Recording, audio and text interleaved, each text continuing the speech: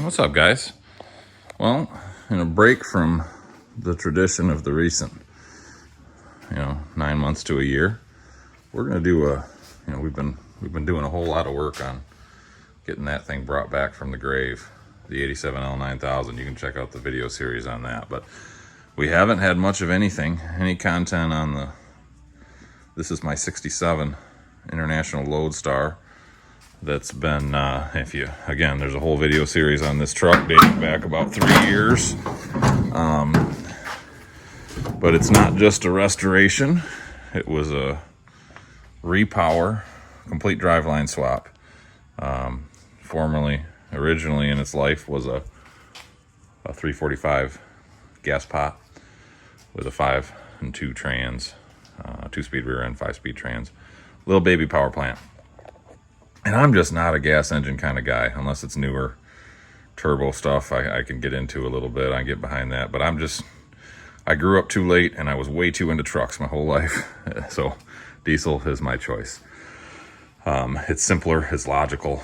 My dad, on the other hand, grew up working in my grandfather's service station, from the time he was a baby, basically. So, stuff like points and distributors and carburetors, that's all in his wheelhouse pretty good, and I've just never mastered it. I'm good at a lot of things, but I just can't do that. So anyway, I gave up on the old 345 pretty quick and came across a good donor, because it was a Fleet Star, an International Fleet Star, which shares a cab with the Loadstar, and it had a 671 Detroit, and I've always wanted, not that this is the most amazing power plant of all time. They're relatively low power, they're noisy, they're leaky, but they're just plain cool.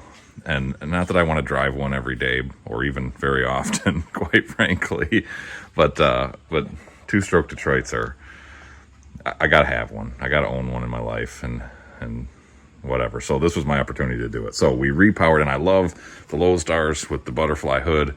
That low slung look, this front end on this truck is just classic. That is Americana of the middle late 20th century. So I grew up with them on the roads and always wanted one. Actually, this is my second one. I owned one when I was about 20 years old too. That was a working truck. But at any rate, this thing is mostly done. I've got 2 weeks yet before the big truck show, where the L9000 is going to pull this thing about 300 miles away. But I've got some paint correction that I may or may not get to. It's a little dusty right now, but you can probably see. Oh, there, you can probably catch that in the light. You see those runs right there, those clear coat runs. We've got a couple spots on the hoods and on the forward front fenders that may need to be done. I've been talking about doing that for well over a year. I haven't gotten to it yet, so more than likely we probably won't. But the bigger issue and the focus of this video, let's take a little gander underneath the truck, because I'll get the old flashlight on here so you can see what I'm talking about, and you can take a ride with me. So the issue I have been fighting, and I've made my solution a few weeks ago. Solution in quotations, right? The issue I've been fighting is a pinion leak. You can see my little drip down there, which tells me I probably haven't fixed it at all, because my solution would not solve anything at rest. But the problem I found was that, you can see right there, my axle vent was completely rusted over and clogged. So I actually, rather than replacing it, was able to take it apart and clean it and blow it out and get the ball valve that's in there working. But at any rate, it's leaking like a sieve, and it's spewing oil all over my cans, all over my tires, all over my wheels. It's spewing oil everywhere. So we fixed the vent in the hopes that, because I've had this pinion apart, I've put a repair sleeve on it, a speedy sleeve. You know, I'm kind of at a loss for what it is. That's that, right? The other one, I'm going to put you on a tripod and I'll show you what we're going to do. And we're actually going to make the fix right now. And this, quite frankly, as you'll see, could actually be the same problem that we've got back here. I'll explain. Hang tight. All right, guys. So you can probably see right here is my problem spot. And I've got to admit complete defeat and utter idiocy on this, because if you can't tell by looking, this is the yoke coming out of the back of the transmission to the drive shaft. And right here, that's our speedometer hole. Now this obviously is old enough. This driveline came out of a 71 Fleet Star. So this is 100% mechanical speedometer. And therefore that needs a speedometer drive gear. So there's a gear that goes in there, but then there's a, I guess you'd call it a reduction housing, if you will, that is specific to your, your transmission, rear end gears, etc., etc. Now, I'll be honest with you, I don't remember what happened to that, but if I recall, in the process of moving the motor in and out for test fitting, or maybe it was on final installation into this set of frame, that thing got bumped and cracked. Threads are fine, but it was no good, and I can't find it now. I'm guessing it's out in a scrap pile or something along those lines, but I no longer have it. I've also got 2 weeks before this truck needs to go for a ride. Now, it's going to spend most of its time on the trailer and then sitting here in the barn like it always does, but it does need to drive when we go to the show. So, and I want to drive a little more often, but I've not been driving it because the thing just leaks so bad. So I've been fighting this rear end problem that I mentioned earlier, and my mind is half wondering, because obviously this giant hole we've got sitting right here that I honestly forgot about is, it's just above center line. So when this thing's going down the road and the gears are turning in this trans, it is sloshing gear oil all freaking over the place, clearly. So I've got moisture, you can't see it right now, but I've got moisture all along the drive shaft, frame rails, bottom of toolboxes, cross members, you name it. So, to circle back to this hole, we got to get it plugged, right, guys? We got to stop oil from coming out of his trans and see if we've solved our leaks.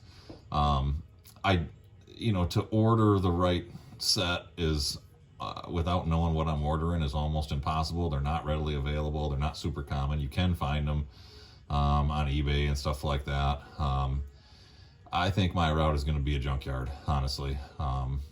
Make a trip up to my favorite junkyard up in the northern lower peninsula of Michigan.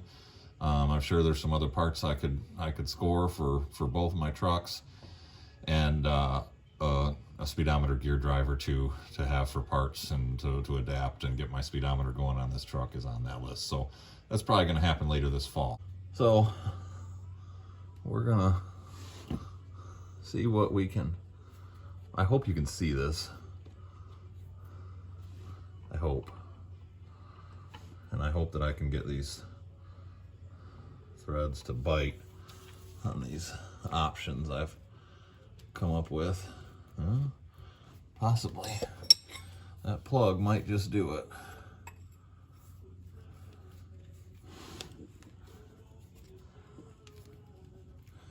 Soft brass going into steel, and I don't think the threads are the same, but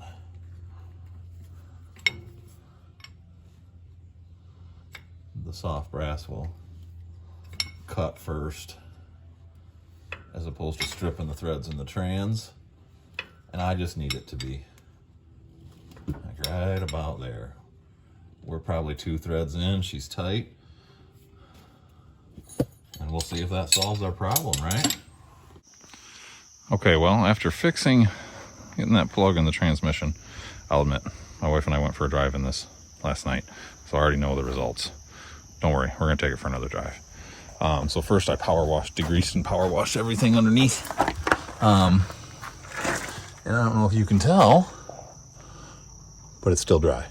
And we probably went 10 miles. So the front leak was in fact the majority of it. As you can see though, we still have a seep out of the pinion. The good news is it's just a little drip out of the pinion. I mean, it wouldn't be satisfactory for a vehicle that you'd want on the road.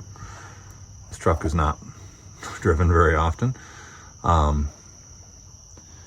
And it's not spraying. It's behind the pinion itself, so it's just a drip down the axle. Pretty minor, to be honest with you. And for what this truck is, I may not fix it, at least not in the near term. The pain of adding a quart of gear lube once a year in a truck that hardly ever gets driven is minor compared to tearing that pinion apart or swapping axles or doing nonsense. So it's just throwing good money after bad. So on that note, let's go for a drive, since YouTube loves Detroit diesels, and I mean, I do too. But when my wife and I were driving yesterday, I said, hey, do you see now why I always tell you that drivers who drove trucks with these motors used to wear earphones? It makes sense. But on that note, let's turn some diesel fuel into noise.